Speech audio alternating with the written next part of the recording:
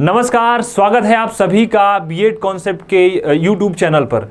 तो आप देख पा रहे हैं कि एनसीटी बीएड का लगातार सिलेबस का एक सीरीज चलाई गई है। तो इसी सीरीज में आज हम जनरल टेस्ट के अंतर्गत मैथमेटिक्स यानी क्वांट के बारे में बात करने वाले हैं।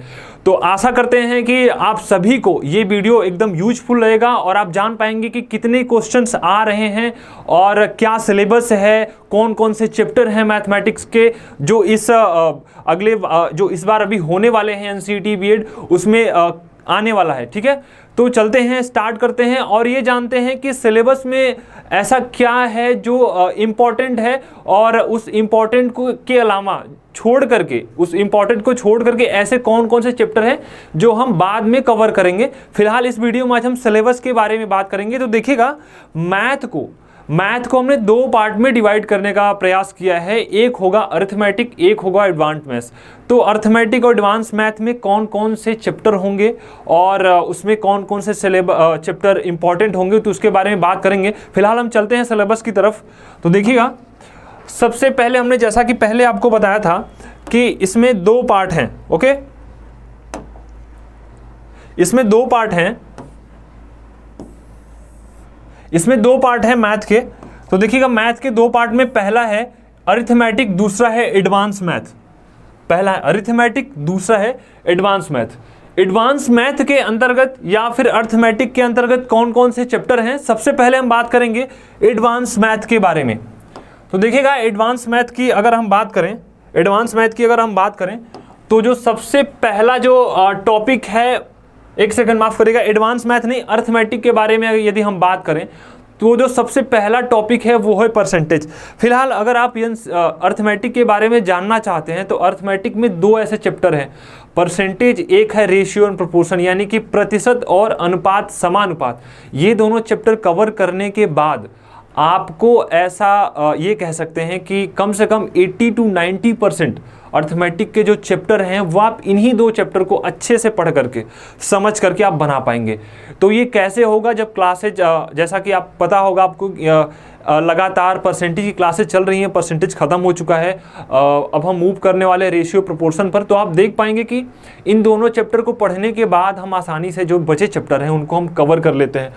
तो फिलहाल आप ये जानना चाहेंगे कि एनसीटी बीएड है क्या और क्या बोलते हैं कि एनसीटी बीएड में कौन कौन से चैप्टर हैं, कौन कौन सा सिलेबस है, कौन कौन सा कोर्स आता है। तो इसकी डिटेल वीडियो अमरजीत सर द्वारा इसी यूट्यूब चैनल पर प्रोवाइड की गई है, वहाँ जाके आप पूरा डिटेल देख सकते हैं। तो फिलहाल अभी हम अरिथमेटिक के सिलेबस पर हैं। तो जो सबसे पहला पहले जो चैप्टर है, हमने जैसा कि पहले बताया, परसेंटेज है। ओके, तो आप देखिएगा परसेंटेज में क्वेश्चन बनते किस तरीके से हैं। परसेंटेज में क्वेश्चन एक तो नॉर्मल होता है कि 300 का 20% यानी कि 300 का 20%, या फिर कभी कभार ऐसे क्वेश्चन आता है कि 300 का 20% प्लस 400 का 90% प्लस 500 का 37 होल 1/2%। इस तरीके से टोटल करके आपको सम करना होता है, ऐड करना होता है। तो एक तो ये तरीका हो गया कि परसेंटेज के जो क्वेश्चंस आते हैं। दूसरा जो तरीका है वो इस तरीके से है कि क्लास में एक बच्चा था जो 45% मार्क्स पाता है, तो 30 नंबर से फेल हो जाता है, लेकिन वो 55% मार्क्स पाता है तो 60 नंबर ज़्यादा लाता है। तो अब ये बताइए कि मैक्सिमम मार्क्स कितना है, यानी कि टोटल पूर्णांक कितना है। तो इस तरीके से क्वेश्चन बनते हैं। क्वेश्चन ऐसा भी बनता है कि एक क्लास में मान लेते हैं 800 लड़के हैं, उसमें 800 छात्र हैं, उसमें 20% लड़के हैं, तो ये बताइए लड़कियों की संख्या कितनी है। तो इस तरीके से क्वेश्चन बनाए जाते हैं। परसेंटेज अरिथमेटिक का बेस है, घर का जैसे बेस न्यू होता है उसी तरीके से अरिथमेटिक का जो बेस है वो परसेंटेज है। फिलहाल बहुत सारे लोग इस पे आपत्ति कर सकते हैं कि कैसे बेस है, वो क्लासेस के दौरान आप शायद अगर जुड़े होंगे तो आपको समझ आया होगा, और आगे की जब टॉपिक्स चलेंगे उसमें परसेंटेज का जब आप रोल देखेंगे तो आपको समझ आएगा कि किस तरीके से परसेंटेज अरिथमेटिक में एक पिलर की तरह काम करता है, एक इम्पॉर्टेंट फैक्टर की तरह काम करता है। फिलहाल परसेंटेज हो गया। दूसरा है टॉपिक प्रॉफिट लॉस, और इसी के अंदर एक सब टॉपिक है डिस्काउंट, छूट। प्रॉफिट लॉस होता क्या है, आप जनरल अपने दैनिक जीवन में यूज करते होंगे कि जैसे आपने कभी कुछ परचेज किया होगा, लाइक मान लेते हैं कि आपने कोई वस्तु परचेज की जिसकी प्राइस 70 रुपये थी, और आपने मान लेते हैं कि आप परचेज किए और आपको ऐसा लगा कि आपको 20 रुपये का फ़ायदा हुआ है, आपको लगा। लेकिन अगर आप एक दुकानदार हैं, अगर एक दुकानदार के नज़रिए से देखें तो ये बताना, प्रॉफिट लॉस समझाना सबसे क्या बोलते हैं, सरल हो जाता है। जैसे कि आप एक दुकानदार हैं, आपने आपके पास कोई चीज़ थी, आपने कहीं से ख़रीद के लाया था 10 रुपये पर केजी, आपने उसे बेच दिया 15 रुपये पर केजी। आपसे पूछा गया कितने रुपए का लाभ हुआ, तो आप ये बोलेंगे कि देखिए 10 रुपये पर किलो है, एक आदमी 1 किलो खरीद के गया, मतलब 15 रुपये का खरीद के गया, तो 5 रुपये का फ़ायदा हुआ। क्वेश्चन इतना ईजी तो आता नहीं। क्वेश्चन ये पूछा जाएगा कि परसेंटेज में आप लॉस बताइए या तो प्रॉफिट बताइए, हानि या फिर लाभ बताइए। तो इस तरीके से प्रॉफिट लॉस में क्वेश्चन आते हैं। हालांकि हमने बहुत बेसिक सी बात की, जब क्लासेज में आएंगे तो वहाँ क्वेश्चन देखेंगे किस तरीके से क्वेश्चन बनते हैं। तो उसी के अंदर एक और टॉपिक है डिस्काउंट। डिस्काउंट मतलब छूट। आप देखते होंगे जब आप मॉल में शॉपिंग करने जाते हैं, या फिर जब फेस्टिवल का टाइम होता है, त्योहारों का समय होता है, तो उसमें लिखा होता है बाई 1 गेट 1 फ्री, या फिर लिखा होता है कि 50% डिस्काउंट या 70% डिस्काउंट या फिर 90% डिस्काउंट। तो इसका मतलब ये होता है कि जो डिस्काउंट आपको मिलता है, आप समझिए कि डिस्काउंट मिलता किस पर है, छूट मिलता किस पर है। तो आप समझिए, आप इमेजिन करिए कि आप मॉल में जाते हैं, आप एक प्रोडक्ट उठाते हैं, कोई वस्तु उठाते हैं जिस पे लिखा होता है 700 रुपये, जिस पे लिखा होता है 700 रुपये। तो उस पर मतलब बगल में एक स्टिकर भी लगा होता है, या फिर एक होर्डिंग टाइप में लगी होती है इस रो में कि इस प्रोडक्ट पर यहाँ पर 50% की छूट है, यानी 700 रुपये की चीज़ आपको 350 में मिल रही है। तो इसका मतलब आप सोचेंगे कि अरे ये तो बहुत भारी भरकम डिस्काउंट चल रहा है। जी सर, डिस्काउंट तो चल रहा है, लेकिन आप ये भी समझिए कि डिस्काउंट के बावजूद जो सेलर है, जो ओनर है, उसको फ़ायदा हो रहा है। वो कैसे होता है? होता क्या है कि वो माल किसी रुपए पर खरीद के लाता है। मान लेते हैं 700 रुपये अगर उस पर लिखा है, तो वो खरीदा कितने का? 200 रुपये का खरीदेगा, 500 ज़्यादा लिखेगा उस पर, यानी कि खरीदा कितने का था? 200 का था, सीपी थी उसकी, 500 का 500 उसने ज़्यादा ऐड करके उस पर स्टिकर चिपका दिया 700 रुपये का। अब देखिए कितना ऐड कर रहा है, 200 से 500 रुपये ज़्यादा ऐड कर रहा है।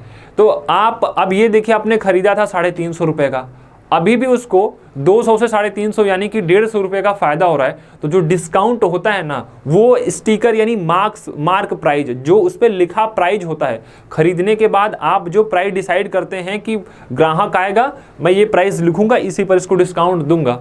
तो ये डिस्काउंट का जो पूरा कॉन्सेप्ट है, हालांकि हमने शॉर्ट में समझाने की कोशिश की। अगला जो चैप्टर है वो है सिंपल इंटरेस्ट, साधारण ब्याज। दूसरा है कंपाउंड इंटरेस्ट। क्या होता है साधारण ब्याज, क्या होता है कंपाउंड इंटरेस्ट? साधारण ब्याज, या आप सुने होंगे गांव में कि आप बैंक में पैसा जमा करते हैं, आप LIC के एजेंट के पास पैसा जमा करते हैं। तो आपको होता क्या है कि आप अगर 1000 रुपये जमा कर रहे हैं या फिर आप 10,000 रुपये जमा कर रहे हैं, उसमें कई तरीके के मतलब सिस्टम्स होते हैं कि आप फिक्स जमा कर रहे हैं, या फिर और कई तरीके के सिस्टम्स होते हैं वहाँ पर। जैसे बैंकिंग में होता है क्या है कि आप इतना जमा करेंगे तो आपको 10% का छूट मिलेगा, इतने से इतना जमा करेंगे तो आपको 5% का छूट मिलेगा, वगैरह वगैरह। तो साधारण ब्याज होता क्या है? जनरल वे में आप वही जो पैसा जमा करते हैं LIC एजेंट के पास, बैंक में, या फिर म्यूचुअल फंड में आप इन्वेस्ट करते हैं, वहाँ भी आपको क्या बोलते हैं, एक अच्छी भारी भरकम इन्वेस्ट आपको करना पड़ता है, फिर आपको अच्छे रिटर्न वापस मिलते हैं। तो साधारण ब्याज, चक्रवृद्धि ब्याज, ये दोनों लाइक आपके बैंकिंग से रिलेटेड चैप्टर हैं, ठीक है। ये भी दैनिक लाइफ में यूज होते हैं। अगला जो चैप्टर है रेशियो एंड प्रोपोर्शन, अनुपात और समानुपात। अनुपात समानुपात होता क्या है? जैसे मान लेते हैं एक वस्तु है जिसकी प्राइस है 40 रुपये और एक वस्तु जिसकी प्राइस है 20 रुपये। ईजी भाषा में कहें तो 40 और 20 को छोटा कर दीजिए काट कर, तो 20 दूना 40 और 20 से कम 20, यानी 22 जा 40, 21 जा 20, यानी कि 2:1। ये कह सकते हैं कि जब किसी प्रोडक्ट की प्राइस या फिर कोई नंबर जब आप काट करके छोटा कर देते हैं, उसको स्मॉल कर देते हैं, तो वो जो निकल के आता है ना लास्ट पॉइंट, जिसको आप अब डिवाइड करके छोटा नहीं कर सकते, वो होता है रेशियो। हालांकि रेशियो प्रोपोर्शन को हम एक अदर वे में समझते हैं कि दो चीज़ों का जब कंपैरिजन होता है तो हम रेशियो लगाते हैं। अगला चलते हैं, अगला है मिक्सचर एलिगेशन। मिक्सचर एलिगेशन कुछ इस तरीके से होता है कि आप दो चीज़ लेते हैं, उसको मिक्स करके, दो चीज़ लेते हैं मिक्स करके तीसरी चीज़ बनाते हैं, दैट इज मिक्सचर एलिगेशन, जिसको हिंदी में मिश्रण कहते हैं। अगले चैप्टर की बात करें अर्थमेटिक में, अगले चैप्टर की जब अर्थमेटिक में हम बात करें, अगले चैप्टर में जब हम अर्थमेटिक की बात करते हैं तो जो अगला चैप्टर है वो है टाइम एंड वर्क। जो अगला चैप्टर है वो है time and work. Time and work, और देखिएगा टाइम एंड वर्क के जैसा ही एक चैप्टर इसमें है पाइप एंड सिस्टम।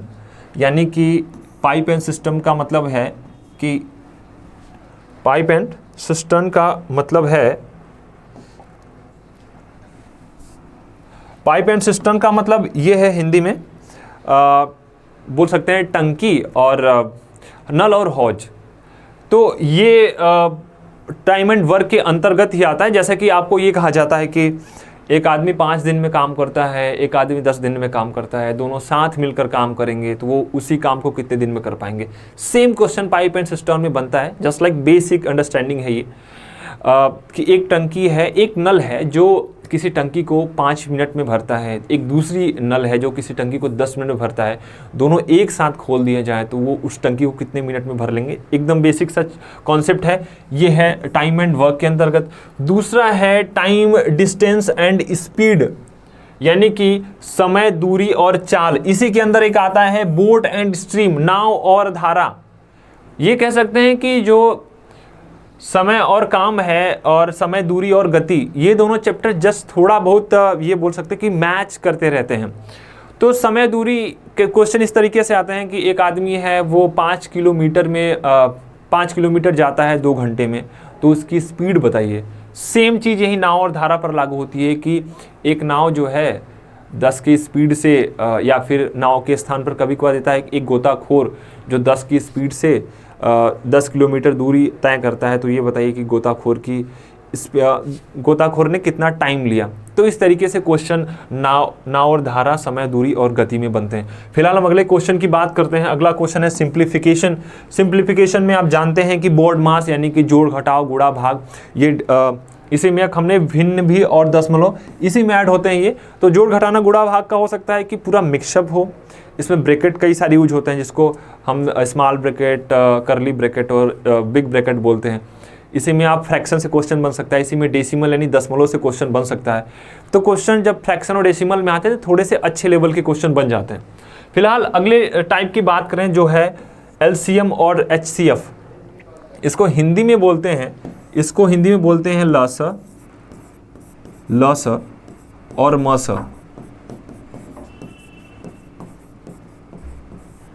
इसको हिंदी में बोलते हैं लस और मस। लस मस, जैसा कि आपने पिछले एकेडमिक सेशन में पढ़ा होगा आपने कि 2 संख्या होती है उसका बोलता है लस निकालो, या फिर 2 संख्या होती है उसका बोलता है मस निकालो। That's very very easy question यहाँ से बनते हैं, यहाँ से कोई टफ क्वेश्चन बनने के कोई चांस नहीं है।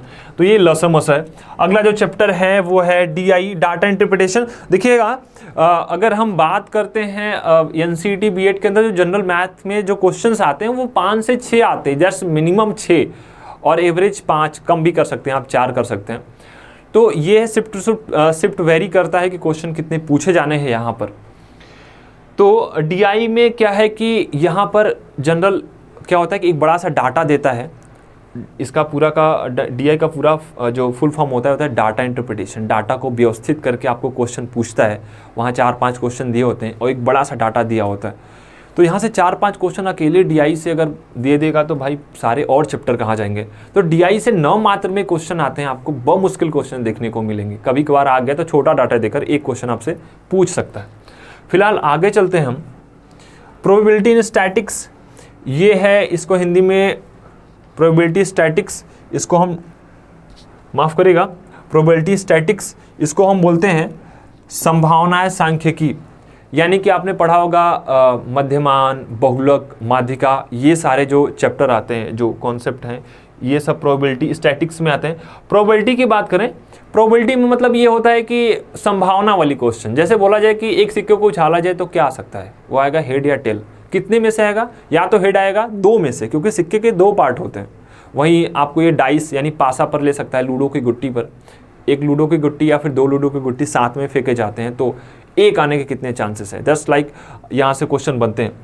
अगला क्वेश्चन जो है चैप्टर वो है अरिथमेटिक प्रोग्रेशन, यानी कि अंकगणितीय प्रगति। अरिथमेटिक प्रोग्रेशन क्या होता है कि जैसे कोई चीज़ नंबर में सीरीज में चलती है, जैसे एक था, फिर 2, फिर 3, फिर 4, जैसे आप लिखे ना प्रोग्रेशन, प्रगति आप सुन पा रहे हैं, ठीक है।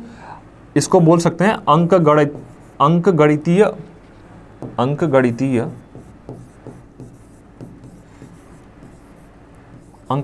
प्रगति।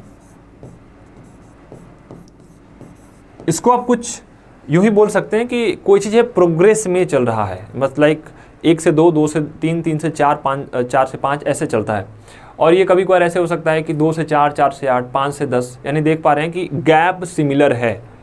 तो यहाँ होता है कि कभी कभार फर्स्ट नंबर देकर लास्ट नंबर देकर के पूछ लेता है बताओ टोटल सम कितना होगा, या फिर कभी टोटल सम देकर फर्स्ट नंबर देकर के आपसे लास्ट नंबर पूछता है। तो इस तरीके से क्वेश्चन यहाँ से बनाए जाते हैं। अगला जो चैप्टर है वो है एवरेज, औसत। क्या होता है औसत? औसत का मतलब ये होता है कि आपके पास 10 लोग खड़े हैं, उन 10 लोगों के पास कुछ रुपए हैं, किसी के पास 20, किसी के पास 50, किसी के पास 60, किसी के पास 100, किसी के पास 5 रुपए। तो ऐसा बताना होता है कि ऐसा काम करिए आप कि एक ऐसा रुपयों में संख्या बताइए कि सबको बराबर मिले, यानी सबको बराबर भागों में बांटा दिया जाए। दैट्स इज एवरेज, औसत, ठीक है। अगर हम चैप्टर की बात करें तो जो अगला चैप्टर है, हालांकि अब देखिएगा यहाँ पर अर्थमेटिक्स कंप्लीट हो चुका है, अर्थमेटिक्स से यहीं से क्वेश्चन बनते हैं। और एक चीज़ और आपको बता दें कि मैक्सिमम जो क्वेश्चन आते हैं वो अर्थमेटिक्स से आते हैं, रेयर केस में आपको एडवांस से क्वेश्चन देखने को मिलेंगे। फिलहाल क्वेश्चन का नंबर ही बहुत कम है, 5 से 6। तो एडवांस में अगर हम बात करें कौन कौन से टॉपिक्स हैं, तो एडवांस में जो टॉपिक्स हैं वो हैं नंबर सिस्टम, संख्या पद्धति, अलजेब्रा, जियोमेट्री, मेंसुरेशन, ट्रिग्नोमेट्री और कोऑर्डिनेट ज्योमेट्री। हालांकि कोऑर्डिनेट ज्योमेट्री 9 के बराबर कह सकते हैं कि अगर 50 शिफ्ट बना तो एक शिफ्ट में एक क्वेश्चन आ जाए, दैट्स लाइक, क्योंकि ऐसा ही देखा गया है। तो नंबर सिस्टम, संख्या पद्धति क्या होता है, इसमें डिविजिबिलिटी रूल पूछी जाती है आपसे ये पूछा जाता है संख्याओं का खेल। जैसे कोई संख्या है, भिन्न है, कोई फ्रैक्शन है, उसमें के डिनोमिनेटर में उसको न्यूमिनेटर में 3 से या 5 से मल्टीप्लाई कर दिया जाता है, उसके बाद उसमें 5 से डिवाइड किया जाता है। तो बताइए लास्ट में जो फ्रैक्शन, ओरिजिनल फ्रैक्शन आएगा वो क्या होगा। इस टाइप से क्वेश्चन यहाँ बनाए जाते हैं। हालांकि जनरली जो क्वेश्चन बनते हैं संख्या पद्धति से वो बनते हैं डिविजिबिलिटी रूल से, विभाज्यता का नियम। 3, 4, 5, 6, 7, 8, 9, 10, 11 तक का आपको विभाज्यता का नियम आना चाहिए, फिर आप संख्या पद्धति के क्वेश्चन बना पाएंगे। फिलहाल अगले चैप्टर की बात करें वो है बीजगणित। बीजगणित यानी कि आपने जनरल पढ़ा होगा लाइक एकेडमिक में कि a + b का होल स्क्वायर, जस्ट लाइक, ये तो बहुत बेसिक है, ऐसा क्वेश्चन आते नहीं आपको। तो a + b का whole square, a³ + b³, a - b का होल क्यूब, a + b का होल क्यूब, जस्ट लाइक इस तरीके से क्वेश्चन बनते हैं। तो ये रहा बीजगणित। अगला जो चैप्टर है वो है जियोमेट्री। जियोमेट्री में जैसा कि आप जानते हैं कि एंगल से क्वेश्चन बनते हैं, एंगल के सम से क्वेश्चन बनते हैं। हालांकि जो जियोमेट्री के कुछ पार्ट हैं, स्क्वायर, रेक्टेंगल, ये मेंसुरेशन में भी आते हैं। तो यहाँ से जस्ट लाइक ज्योमेट्री से क्वेश्चन बनाए जाते हैं। अगला है मेंसुरेशन। वहीं जैसे हमने पहले कहा कि जो स्क्वायर, रेक्टेंगल, सर्कल हैं, इससे ज्योमेट्री में क्वेश्चन बनते हैं और इससे मेंसुरेशन में भी क्वेश्चन बनते हैं। तो ट्रिगो से क्वेश्चन नाम मात्र के आते हैं, और हमने कहा था कोऑर्डिनेट ज्योमेट्री से क्वेश्चन आते ही नहीं है। तो ये रहा पूरा सिलेबस का एक ओवरव्यू। तब तक के लिए धन्यवाद, नमस्कार।